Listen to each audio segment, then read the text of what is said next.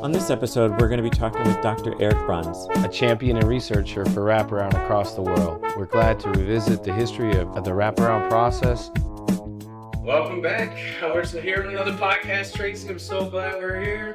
I'm euphoric a little bit, because this matters a lot. I've looked up to you, Eric, and since I read some of the first National Wraparound Initiative publications, including the history of Wraparound.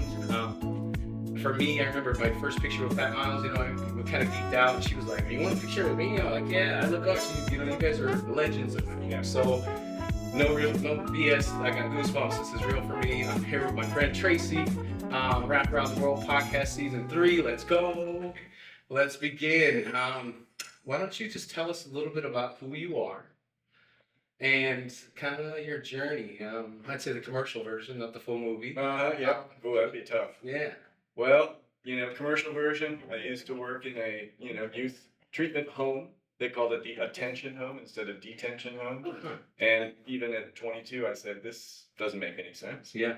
And so I decided to go to graduate school, and I looked up what kind of other ways there might be of doing this work. There was no internet in 1991 or whatever it was, but I had a really, really wise professor at the University of Virginia, where I just graduated, say, you should look up this guy, John Burchard, at the University of Vermont. He's doing some really interesting things about trying to keep kids at home in school and out of trouble, and do it in a way that systems might actually be able to adopt and that you can actually research.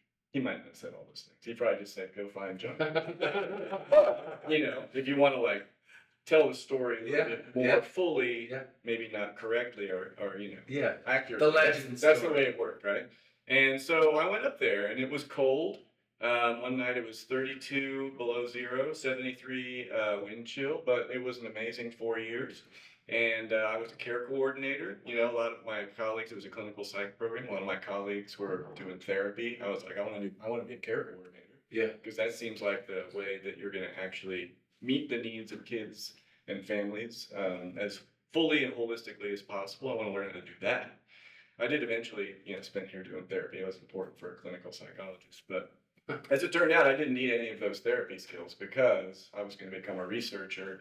Because at the time, Wraparound had exactly one paper that was written from a research perspective, and that was John's that I had found from 1990. And I read in 1992 and said, this is something that's worth actually researching. So research-based practice, evidence-based practice was becoming a big thing in the 90s. And, why would that be restricted to different therapy models, right? Just rearranging the deck chairs of cognitive behavioral therapy. Mm-hmm. Let's talk about what families and youth actually need. So we were really focused on the question of how do you define what wraparound is? Because it was a new buzzword. It was a radical idea that you were actually going to give a care coordinator essentially a blank checkbook. If you're going to spend $20,000 a month on a residential treatment center, why not spend a quarter of that having a young person actually in their home with a skilled person doing whatever it takes to keep them there. Yeah. It's a simple idea. It makes sense. And it turns out that somehow this is incredibly complicated to achieve in the real world, because we don't have resources that flow to champions in the community in a way that are actually going to make that happen. Yeah. And so it becomes a very complex thing. How do you actually do that practice? How do you train people, find people who have that value system first and foremost, train them to do that kind of practice? And then, the onion just kept getting more and more layers. All right, well, now we need organizations who actually have leaders and rules that will mean that you can do whatever it takes. And now you have to have systems that are actually going to fund those organizations to do that. And so it actually becomes pretty complicated. Yeah. So that's what we've learned over 35 years of doing research on Wraparound. It turns out that you have to kind of define what the things are that are actually going to make that simple idea happen at all those levels. The youth and the family, the helpers, the organization, the system, the state, even the entire community, the entire country's Medicaid rule-based system, right? It all just winds up being like an onion. So the little bit of contribution that I've gotten to make as a researcher, which I ultimately became, probably about 3 years after I graduated from. I had a little bit of a detour playing some music, working in a community organization, and got back to the idea that thanks to John bringing me in to write a book chapter, in the early aughts, we had enough knowledge accumulated from really incredible smart people. Pat Miles, John Vandenberg, Carl Dennis way back, telling stories about what it looks like on the ground level to hold those values, family-driven, strengths-based, to actually be what drives you. We had enough knowledge and wisdom to be able to start saying, for the rest of the world that aren't led by, the Carl Dennises and the Pat Miles and the John Vandenbergs, how might you do this? How might you do this at a state level? And so that was when we started the National Wraparound Initiative with Janet Walker, who just retired actually from, 30 years at Portland State University. Janet's awesome.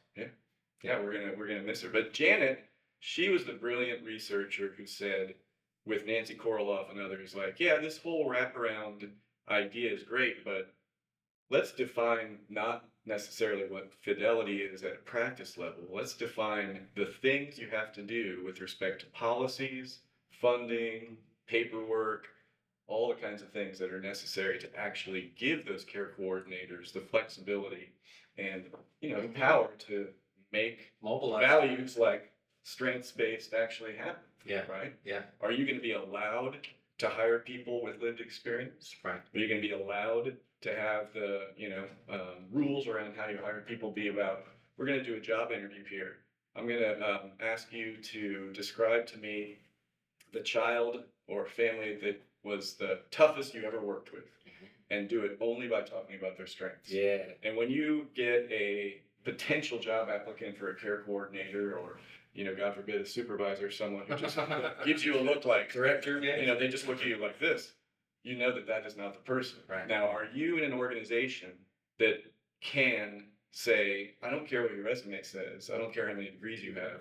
If you look at me when I ask you that question like you don't know how to answer it, you are not for us. Right? How do you actually measure whether an organization or a system is going to hire those kinds of people, actually give them the flexibility to do whatever it takes? That's a research enterprise to some extent.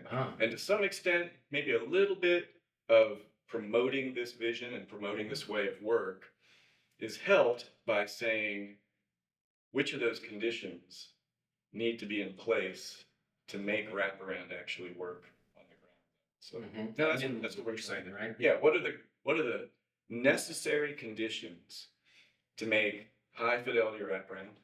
Which is, I was told to look at the camera. High fidelity wraparound is not a program. It is a state of being, right? Not a program.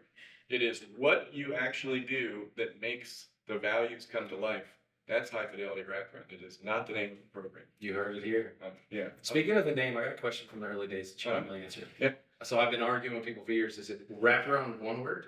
Or is it wrap dash? I mean, these are the kinds of things which I can't believe. It's been 20 years. 20 years since we started the National Wraparound Initiative. And, 20 years ago, we had people sitting in rooms asking those questions. Like we had the audacity in our 30s to say, we're going to decide how you spell it. And so, we just decided. We decided for us, this is the way we're going to do it. Yeah. One word capitalized. Yeah. Okay.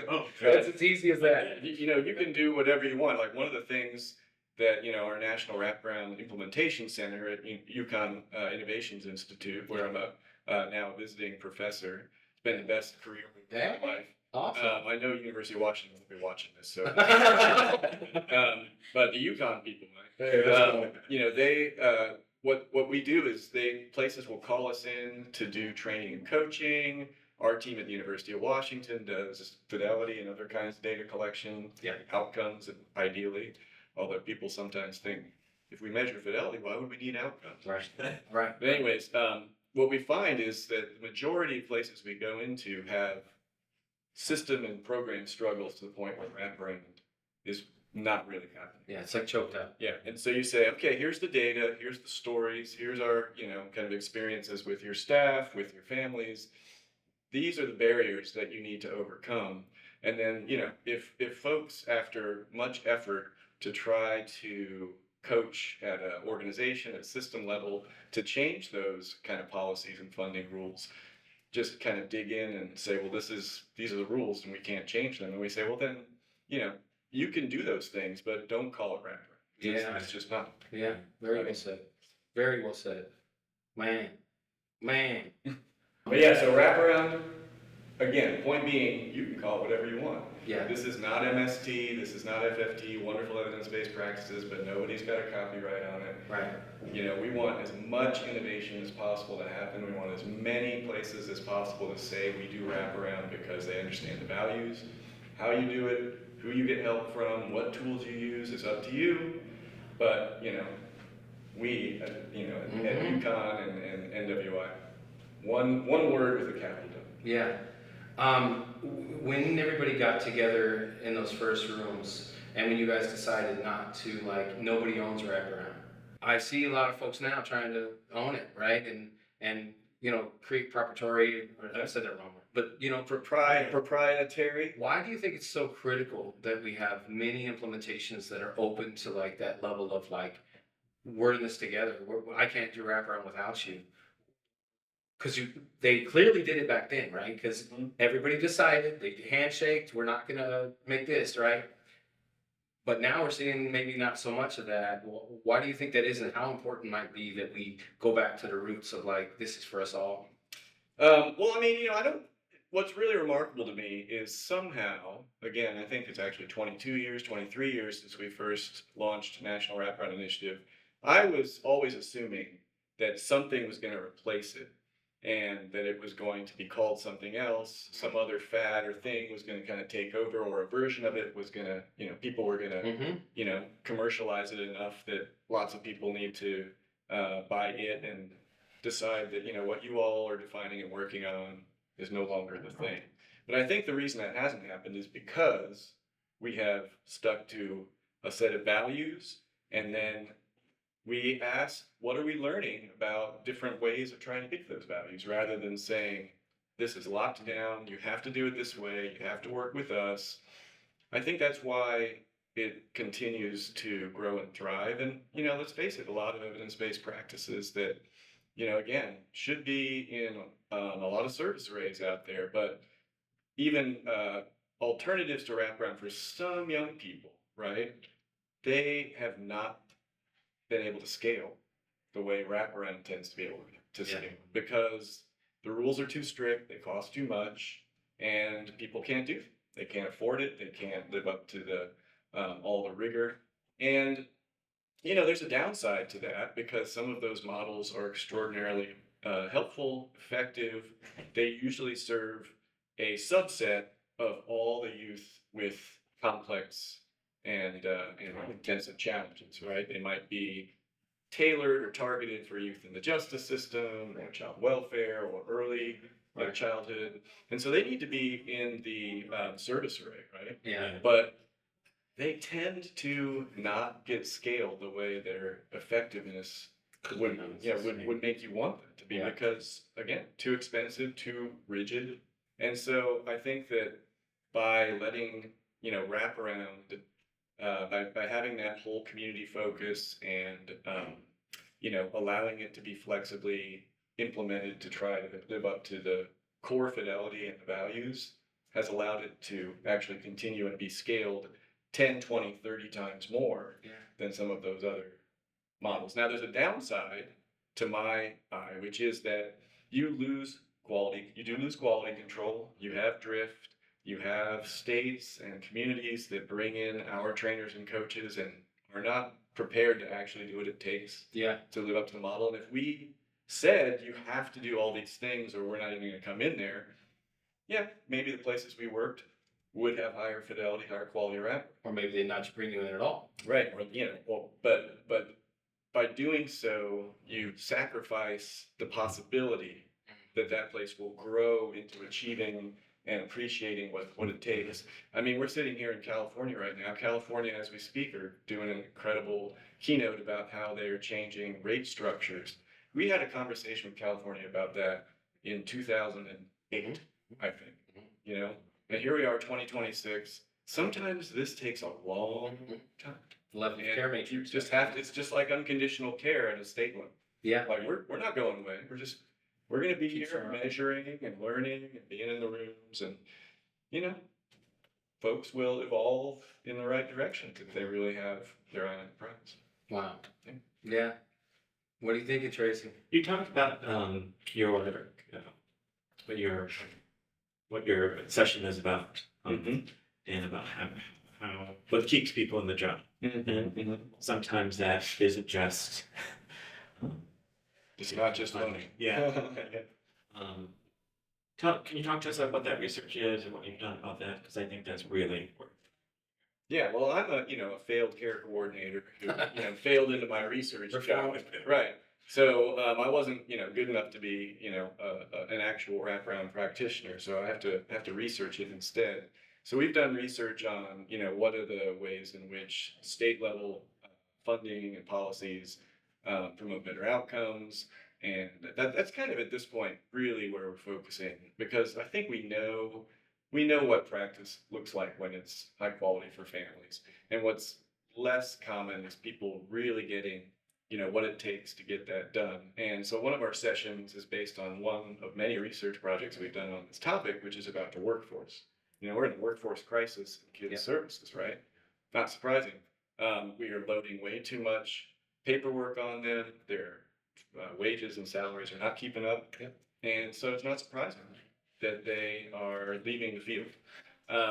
But when we went in and surveyed hundreds and hundreds of wraparound care coordinators across the country, what we learned is that care coordinators primarily leave their jobs because they don't feel supported to be successful. They don't leave because of the money. They don't know if they're doing a good job or not. If they do not have super coaches at all, usually supervisors who are first and foremost about the values and about facilitating them doing their work in keeping with their value base, that's why they Yeah. It's about. He told me to be persistent, and then I tried, and then I got written up. Right. Yeah. Exactly. You told me that this is about meeting the family where they're at, and so I went and met the family at the McDonald's and bought some food, and you told me that that's not reimbursable. You told me that was after hours. You told me no mileage. That's what makes people leave. Yeah.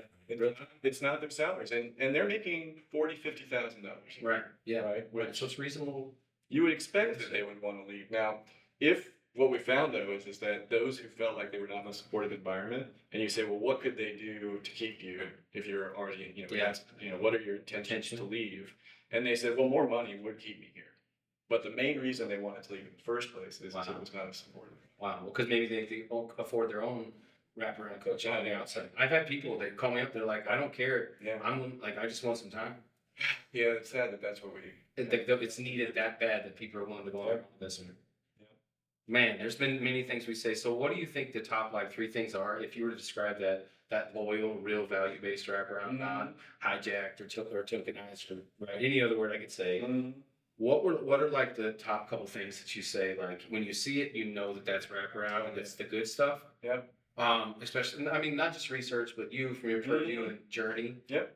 What'd you tell us? Yep. When I walk into different states and communities that have had us collect data or whatever, and it's much more illuminating to just ask somebody, so what wraparound is? Do you feel like you're able to achieve that?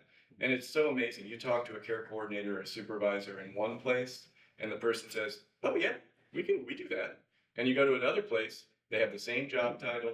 They're supposed to be doing wraparound. Right. Their title is care coordinator or facilitator or whatever. And you ask that question, they're like, not really. We have to, and then if they start explaining the ways in which they can't or the reasons, that's, you might as well just have a 0 or a 1. Talking to a few people who are being tasked with this work and saying, the values. They always start with the values. Do you actually get to do those values in practice? And some places, you just hear them all say. California was one of the LA County. I went and I did a presentation at this event 2 years ago, and I was talking to people in different counties, and some people said, oh yeah, we that's why I've been doing this for 30 years. Yeah. We had an interruption, but unfortunately our conversation was cut just a tiny bit short with Dr. Eric Bruns, one of the leaders and mentors in our books. But let's just take a few minutes to highlight the show. I know he just was talking about how important it is that when you go and you meet with staff, you ask them, are they able to do what they've been trained to be able to do? And that's one of the simplest, easiest ways to see fidelity in the real world examples. It was just a great interview we had with Dr. Bruns. It was one we've been talking about for a long time, and then man, bam, it happened. And what was the favorite thing you said, Tracy, on the show?